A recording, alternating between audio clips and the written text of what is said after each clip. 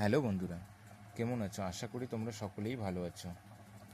তো এই বছর 2026 সালে আইটিআইয়ে ভর্তি হওয়ার জন্য যেভাবে মার্কসের উপর ভিত্তি করে সবাই চান্স পাবে আর কি, তো সেখানে মেরিট লিস্ট কীভাবে তৈরি করবে, কোন মার্কসের উপর ভিত্তি করে? সেখানে মাধ্যমিকের মার্কস, ধরো তুমি মাধ্যমিকে 350 পেয়েছো, হ্যাঁ, টোটাল।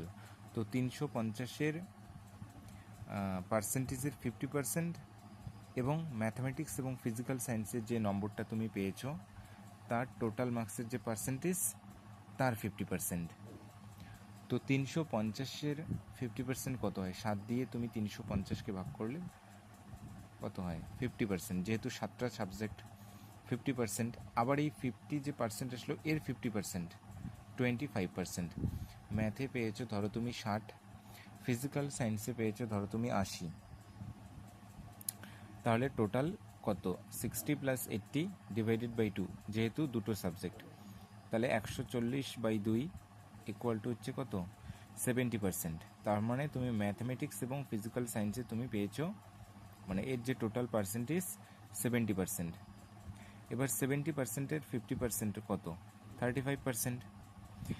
এবার তোমার মোট নাম্বারের যে 50%, মোট নাম্বারের যে পার্সেন্টেজের যে 50% 25%, এবং এদিকে ম্যাথামেটিক্স এবং ফিজিক্যাল সায়েন্সের যে টোটাল পার্সেন্টেজের 50% 35%। তাহলে এই দুটো যোগ হবে, 25% + 35% ইকুয়াল টু কত? 60%।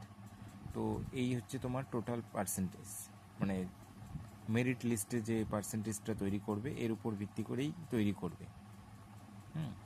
মানে এই পার্সেন্টেজের উপর ভিত্তি করেই তোমার মেরিট লিস্টটা তৈরি করবে। ওকে, ঠিক আছে।